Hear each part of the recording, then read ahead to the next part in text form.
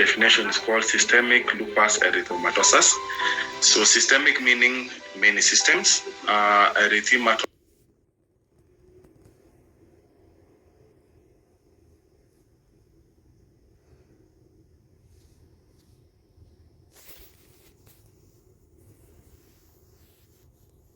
definition, it's an autoimmune disease that primarily affects ladies in the childbearing age.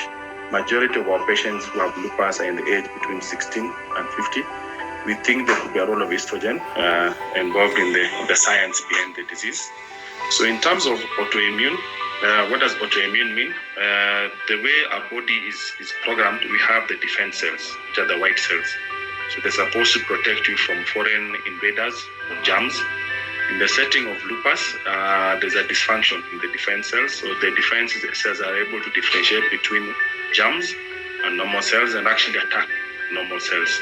So in so doing, it actually affects any part of the body. So that's how the presentation of lupus is generally. The causes are not directly known, although over the years, there have been risk factors that have since been linked with the disease. Possibly, we think there could be a role of, first of all, genetics. We've seen a few of some of these diseases being held in the family. So we think the person is born with a genetic defect, and then following exposure to certain environmental factors or triggers in quotes, you develop now the disease. We've seen a lot of it is in ladies, especially childbearing age. So we think there could be a role of estrogen, because if you look at the numbers of male to female ratio in that age between 16 and 50, the ratio is about 10 to 1. If you look at the ratio in childhood, that is below 16, and the elderly people, the ratio is about 3 to 1, 4 to 1. So as you can see, we think there could be a role of estrogen in that particular, in the science of the disease. Known as a mystery disease, signs and symptoms for lupus may not be easy to identify for many people, including doctors. The saying we have in lupus that no two lupuses are the same. So the presentation can be very, very, very varied. So we can give, usually we have the mild symptoms, we have the moderate symptoms, we have the severe cases. So if it's mild, most of the time it may be some fever, joint pain here and there, and then you have some muscle pain, weight loss. In a lady who's in that age group, we think about lupus. In the very severe cases, we have patients who come with kidney damage, so they swell up all over the place, they add weight. We have patients who come with pregnancy losses. Like I've seen a couple of ladies who had recurrent pregnancy losses. So it's good to, when you have a recurrency of pregnancy losses, to look for lupus. Other presentations we have in the skin. Actually, lupus comes from wolf bite, so usually you get a malar rash around here, around the cheek. You might also get a heat rash or an allergic rash when you go to the sun. You itch a lot, especially in the sun-exposed areas and joints. So locally, we have some data that has been done. We collected some data on patients who were presented with lupus, and majority of our patients were coming with fever, joint pain, and muscle pain. That's what majority were doing. And also for the skin manifestation, because the malar rash is a bit difficult, especially in the black skin.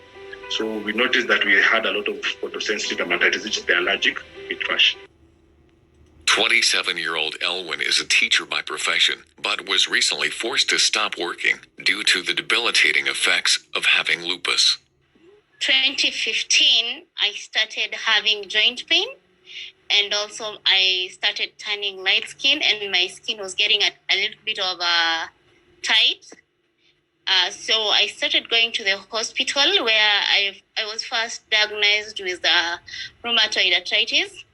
So, and then I was put on a lot of supplements and steroids, considering that I was also losing weight. So I was treated for arthritis from 2015 to 2017 September. That is when I got a referral to go to Aga Khan in Nairobi. That is where I got my current rheumatologist. That is where I got the current diagnosis, where that is systemic lupus erythematosus. Caroline has lived with lupus for some time now. It's been a rather confusing and scary time for her, especially when seeking a diagnosis. How it started for me, I had inflammation on my hands. So in January 6th, I went to the ER because it was really painful. They were all swollen and, like sausages. So when I went to the ER, they said I had bilateral carpal tunnel. Carpal tunnel when you have your nerves that affect you and then the swelling. So they gave me some medication, of course, painkillers and all that. But after a month, I still had it. It moved up to my elbows and then moved up to my shoulder. I could barely move my hands. So they kept saying it's bilateral carpal tunnel for about 4 months. More and more medication. They even started giving me injections on my wrists. But after about 5 months, my primary doctor tested lupus. We didn't know that. I didn't know that there's anything like that. So they tested and say I have the gene for lupus. I was like, what is that? I don't even know what that is. So they sent me to a rheumatologist. I was scared. I didn't go for about 3 months. So they kept treating me with bilateral carpal tunnel. At this point, I couldn't even roll over my bed. I couldn't even stand. It went all over my body, inflammation, joint pains, and just discomfort.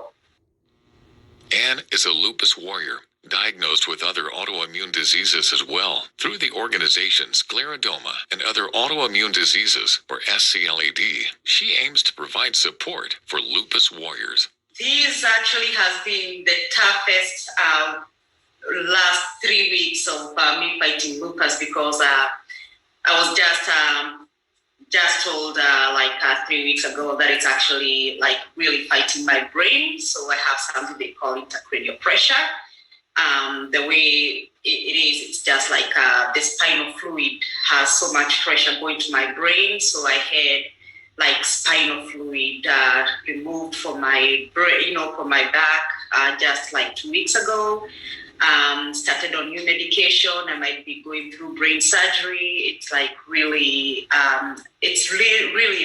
the toughest time in my lupus journey right now, just because this is the brain involvement is not through other autoimmune disease. This is actually linked directly to lupus. I have a disease called scleroderma, which attacks my body differently than lupus. I have also another autoimmune disease called Sjogren. It also attacks the body differently than lupus. So it is kind of different on how you handle it and how you fight it, but just living one day at a time. One of the painful challenges for people today is getting a conclusive diagnosis, a prevailing situation for this disease. Diagnosing lupus is very, very challenging, depending on what stage you find the patient or how keen the clinician is. It's a disease that can be missed. Actually, if you look at the data from the West, where they have covered most of this, where they've done research, how long it takes to diagnose the patients, I came across most papers are actually saying about 6 years. So 6 years is a long time to with the disease. And then also, the same paper quoted that about 50% had seen 4 different doctors and missed the diagnosis. So as you can see, the West are having challenges. So locally also, us will have what? We'll also have challenges. So in terms of why it is so difficult to diagnose, because the presentation is very, very varied. So take, for example, a patient can just come with low blood. Ashley? So I've seen a couple of patients who, when they come with low blood, the first thing people think about is cancer. So the chest cancer. Then when everything comes back negative, they remember what? It could be lupus. Another possibility also, like the recurrent pregnancy loss. So they will think it's something else, then eventually they find out it's what? It's lupus. Another possibility is like a clot. So they develop blood clots in the blood vessels. So unless the doctor is very keen, it can be easily missed because the symptoms are usually overlapping. Another possibility is like joint pain. So joint pain can be seen in so many potential causes. So it's something which people can easily miss. Such was the case for Caroline, Elwyn, and Anne, as they sought for clarity as to what was ailing them. I would say in the beginning, yes, I used to have a joint pain, but when you tell your parent, I have joint pain, they'll always start with herbs in mitishamba. So that's what I used to use before, and then in 2014 December, that is, I had swelling, and we went to the nearest clinic where I was first diagnosed with a low with a low blood HB, and I was put on supplements for vitamin B12 and iron supplements. That's what I used for and some antibiotics because I was told I had infection. That was what I had for the 2014 end. And then now for 2015, that is when I got a rheumatoid arthritis diagnosis. Again, lupus is very, very hard to diagnose. For me, it took a whole year here in the United States to be diagnosed. Every time I used to go to the hospital because of my age, they thought I was pain medication seeking. They'll give me pain medication and send me back on home. It took me falling at work and calling an ambulance, my coworkers being unresponsive, almost died, for them to start digging what was going on. So it's a very difficult disease to diagnose. While there is no cure for lupus, current treatments focus on improving quality of life through controlling symptoms and minimizing flare-ups. So there are some who are relieved the diagnosis has been made, and there are some who just have denial. So the first thing is just to cancel them and tell them what is lupus, what is it caused by, and then from there, now we discuss management. So management, usually, the way we break it down is that, me generally, the way I do it is that we look, because most of the ladies are in the childbearing age, it's always good to find out what are their plans for childbirth, because lupus on its own can put them at risk for losing pregnancy, but also the choice of medicine. Certain medicines we cannot give. For example, like a drug called methotrexate or mycophenolate. It's a good drug for lupus, but it's something which don't give somebody who is about to deliver. So we discuss those options and tell them these are the options. If you want planning delivery, it's like this. If you're not planning, these are the options. But also, apart from that, we look at the staging of the patient. Because if the patient has very mild symptoms, we just usually give them a drug called hydroxychloroquine, which is an antimalarial, and they usually respond well. If they have a kidney problem, something like mycophenolate is a very special drug that is in the kidney health, which should be very beneficial. So these are some of the things we discuss. So apart from counseling, we talk about pregnancy, we stage the patient, and then from there we choose the medicine. Access to medication requires a lot of financial muscle. This does not help the situation for many who are seeking the much-needed treatment. So initially they put me on steroids. Steroids really is to control the inflammation and the painkillers, of course, and constant visits to the rheumatologist. I had to be taken to a nephrologist who is a kidney doctor. As mentioned earlier, that the lupus attacks the kidney first. So they had to go and check if everything was okay. Had to be taken to an oncologist to see about my blood and if there's any other diseases within the body. So with that diagnosis, we have to check everything. Again, we are lucky here. We get the opportunity to access these different doctors. For me, I'd say it's a little bit easy because I have a good support system. That is my family. My family has played a very big role because having lupus means having you have to have a lot of finances. When you go to see the doctor, having to see a rheumatologist, that means you have to have one visit costs me about 4,600 shillings per visit.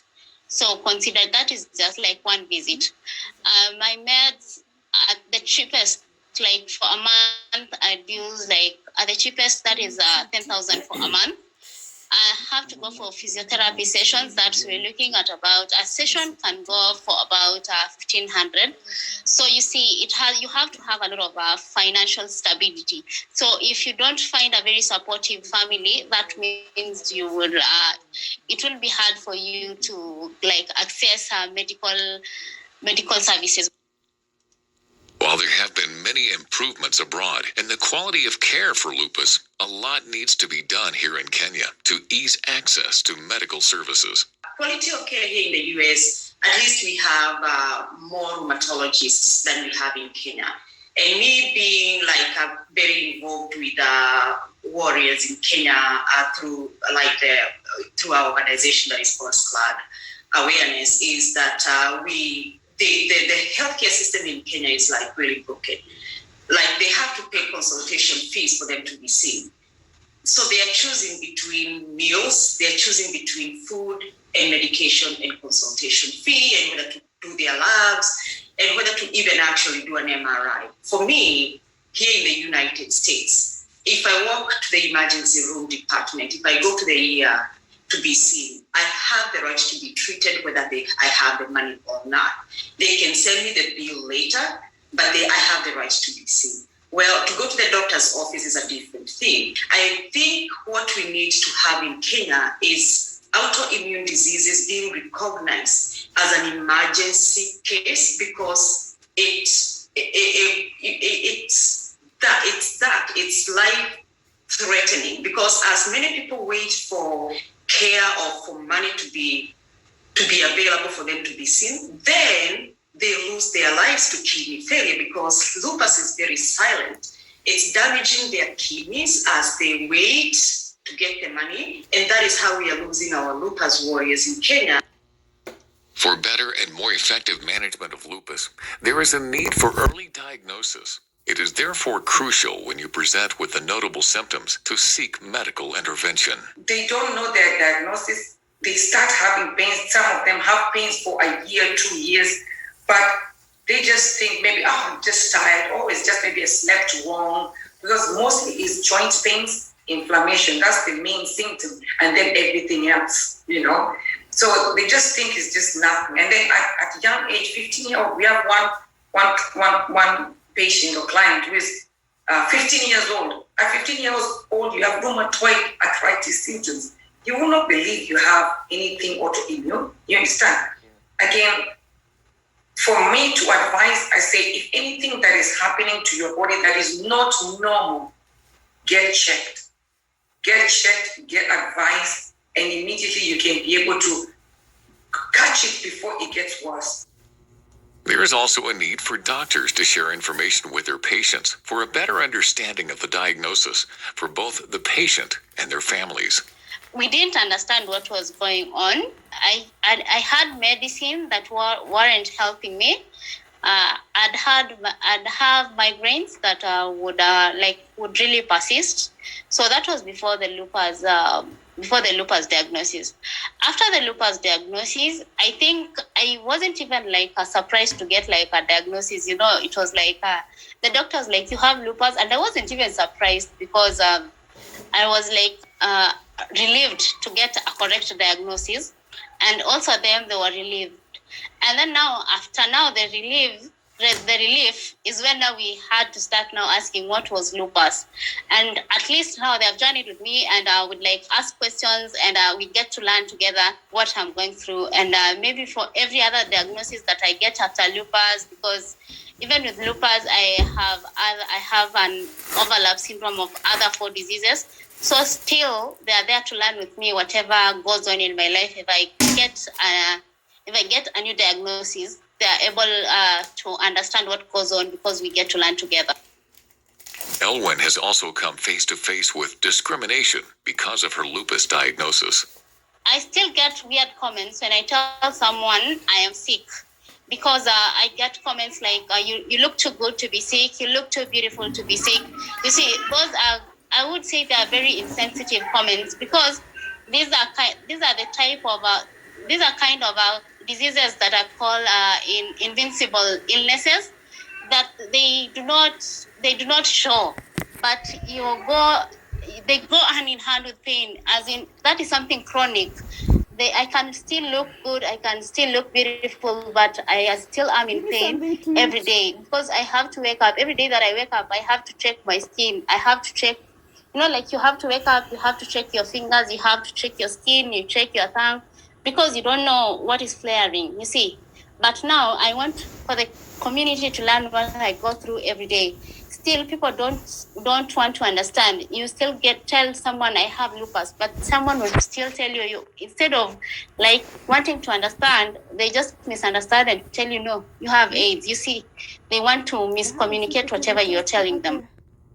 The reality of stigma and discrimination brings forth the need to demystify the myths and misconceptions associated with lupus. I lost quite a lot of friends because none of them really understood it. None of them really want to even come close to me because they are afraid that they may get it. Just to be clear, lupus is not transmittable. Lupus you do not inherit, it's not inheritable. So none of my family members have it. You cannot transmit it to anyone. You cannot give it to anyone. You know, I even had a baby while I have lupus. My baby doesn't have lupus. So it's one thing or another. We have to explain to people what it is and how it can be transmitted, because that's what everyone is afraid of. I don't want to be like you. I don't want to catch it. So we have to explain these things to people. Now, having the friends I lost quite a few, I kept a few, or rather, some of them stayed with me. Some of them were taking me to the doctors when my husband wasn't able to, because it was a all-round service. My husband, my children had to take care of me, had to take me to bed, had to take me out of bed and do everything. The economic burden of managing lupus on warriors in Kenya requires immediate government and corporate intervention, as many continue to lose jobs that would allow them to cater to their medical needs. I think they need to actually categorize lupus and other autoimmune diseases as a disability, because it's very, very, very debilitating. Can you imagine now somebody like me waking up in joint pain? Here, at least, it is recognized as a disability. If I feel like I am too sick to go to work, all I need to do is pick up my phone and call my boss. In Kenya, what has happening is that people, the warriors, are actually losing their jobs when they realize that they are actually sick with lupus or another autoimmune disease, which I think is more discriminatory instead of being, they're supposed to be working with them, not taking their jobs away, because then their livelihood, how are they going to buy their medication? How are they going to live with this chronic illness without money to buy their medication? Beyond the lupus diagnosis, there is a need for support from the immediate family and friends that will inform the patient's ability to fight the disease. When I was first diagnosed, I immediately got my family to understand that this is a chronic illness and they are going to be needing to be there for me through my ups, my highs and my lows, my ups and downs. And they have been there. And then I had, at that point, I had very good supportive friends. I did not have very many friends, but I had a couple of friends that have always been there. I'm always smiling. I always try to stay positive, because stress is not good for lupus. Any little stress will cause flare-ups. So anything that is going on, try and capture the positive out of it. For me, I can take the positive. I was always on the move. I was always working. I was doing business. I'm busy up and about. But lupus shut me down. I had to calm down, sit in the house, be with the family. The positive out of it is not that I could not go out and do what you do. The positive I took out of it gave me time to spend with my family. It gave me time to bond with my family. May is Lupus Awareness Month. It's an opportunity for the lupus community to join together across the country to raise funds and awareness of the physical, emotional, and economic impact of lupus. Awareness is the key. If we keep on talking to people about lupus and many people know about it, then they will know that it's an actual illness. It's not like just something that, I have been told so many times that if I just ate right, I will get healed. Or if I went to the which doctor, when. If I apologize to my family, I will, I'll get better. But that stigma has to stop. And I think it starts with awareness. Buy our merchandise. It's available through scladawareness.com. When everything that is purchased at Sclad Awareness, 100% of the proceedings goes towards supporting a lupus warrior or somebody suffering from an autoimmune disease. It doesn't have to be lupus or rheumatoid arthritis. 100% goes to buying the medication, supporting their lab tests, whatever they need. That is what we are doing. Our support group, Sclad as an organization, is growing. that means the need. Now we have a lockdown, meaning that a lot of people are locked in their houses, the small businesses are closed. So again, we have a greater need, and we are seeing a lot of domestic violence in those come up because of COVID and because now of the lockdown. Again, so on the merchandise, it says to know lupus. For a while without lupus, we have to know lupus. So spreading awareness as you help somebody, that is where we are starting.